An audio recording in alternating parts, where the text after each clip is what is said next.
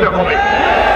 এখন একটি দল বাধার সৃষ্টি করে, প্রতিবন্ধকতা সৃষ্টি করে বলছেন এই সাংবিধানিক সংস্কার, এত সব সংস্কার নির্বাচনের আগে আইনি ভিত্তি দিয়ে সংস্কার করার কি প্রয়োজন?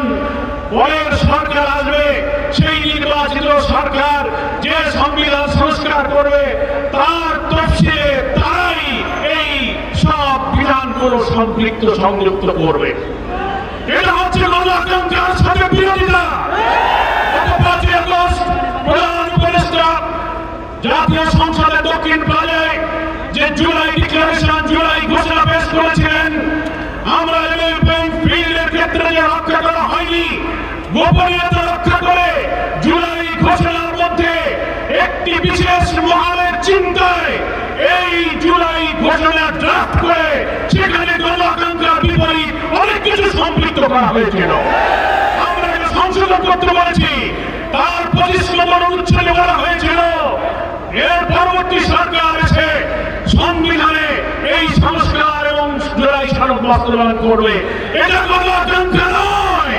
আমরা বলেছি এই ইলেকশনের আগেই আইনি ভিত্তি দিতে হবে এবং এই 84টি সাংবিধানিক এবং রাজনৈতিক নানান সংস্কার আমরা ঐক্যমত্য পোষণ করেছি। আরো 20টির মধ্যে প্রায় 8টি নোট অফ ডিসেন্ট যারা দিয়েছেন, বাকিটি আমরা একমত হয়েছি।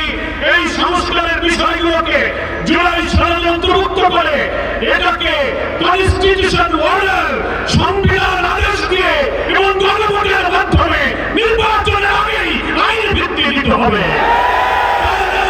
দেশ একটি মহা দুর্যোগের দিকে পড়ে যেতে পারে।